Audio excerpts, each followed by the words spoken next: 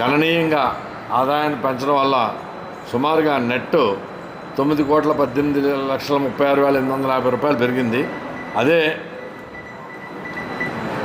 మరి ఏమండి డీగా మరి ఆదాయం అయితే ఇది అన్ని ఖర్చులు పోను నికరాదాయం మామూలుగా అయితే 23 కోట్ల వరకు కూడా ఆదాయం పెరిగింది.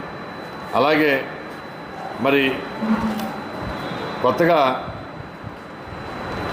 మనం పడమర ద్వారం గుండా వచ్చే భక్తులందరూ కూడా మళ్ళా ఆ రోడ్డు అంపడే వెళ్తుంటే చాలా ఇరుకుగా తొక్కిసలాట జరిగే ప్రమాదం ఇవన్నీ జరిగి ఇన్ని ఇబ్బందులు పడటం అనేది ఆ దృష్టికి రావడం వల్ల మరి అందరు పెద్దలతో సహకరించి సమావేశం ఏర్పాటు చేసి ఎమ్మెల్యేతో మాట్లాడి ఎమ్మెల్యే సూచనల మేరకు ఈ పక్కన మనం ప్రైవేట్ స్థలాన్ని మరి లీజుకి తీసుకుని దాని ద్వారా అలాగే పడమర ద్వారం నుంచి కూడా వచ్చే భక్తులు ఒకళ్ళొకళ్ళు ఎదురుపడకుండా తారసపడకుండా తొక్కిసలాట జరగకుండా ఉండడం కోసం ఇమ్మీడియట్గా ఒక దాత ముందుకు వస్తే 5 లక్షల రూపాయలతో ఫ్లైఓవర్ ఏర్పాటు చేయడం జరిగింది.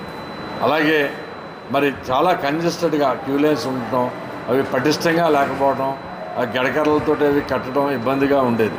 దాంట్లో భాగంగా ఒక క్యూ లైన్ ఆ ప్లేస్లో మనందరికీ తెలుసు, ఫ్రీ లైను 50 రూపాయల లైను, గృహ సంకల్పం 3 ఉండే. ఇప్పుడు అవన్నీ కూడా కంప్లీట్గా గృహ సంకల్పాన్ని ఎదురుగుండా ఉన్న ఆ ఇల్లుని మనం ఎక్వైర్ చేసి ఆ స్థలంలో గృహ సంకల్పం నిర్మించుకున్నాం. అలాగే దాని పక్క స్థలంలో కూడా మరి 50 రూపాయలు ప్రత్యేక క్యూ లైన్ ఏర్పాటు చేసాం. 50 రూపాయల లైన్ వాళ్ళు మాడవీధుల్లో తిరిగే భక్తులకి ఎదురు బెదురు అవ్వకుండా ఉండడం కోసం అక్కడ కూడా సుమారుగా 6 లక్షల చిల్లరతోటి అక్కడ కూడా ఫ్లైఓవర్ ఏర్పాటు చేయడం జరిగింది.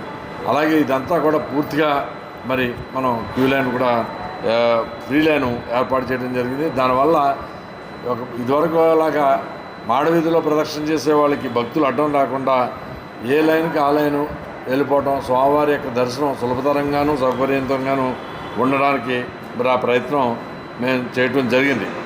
అలాగే శానిటేషన్లో ఎక్కువ దాని మీద దృష్టి పెట్టి ఇంతమంది వచ్చేటప్పుడు మరి శానిటేషన్ బాగోక అక్కడక్కడ ప్లాస్టిక్ వ్యర్థాలు కానీ లేకపోతే తినేసిన అట్టుబడులు కానీ ఇవి కానీ రోడ్డు మీద తారసపడటం వల్ల మళ్ళీ ఇప్పుడున్న దానికి అదనంగా ఒక 6గురిని పెట్టి ఓన్లీ మాడవీధులకు ప్రత్యేకంగా లైవ్ శానిటేషను చేయడం జరుగుతుంది. అలాగే మరి అదనంగా కూడా 10 మంది స్వీపర్లను పెట్టుకుని అక్కడ కూడా లోన నిత్యం కూడా ప్రతి పావుగంటకి కూడా మరి భక్తులకి ఏ విధంగానంటే అక్కడ కూర్చొని కొబ్బరికాయలు కొట్టి కాళ్ళకి దిగిపోయే పరిస్థితులు లేకుండా మరి అక్కడ కూడా అదనపు స్వీపర్లు పెట్టి అది కూడా ఎప్పటికప్పుడు చాలా నీట్గా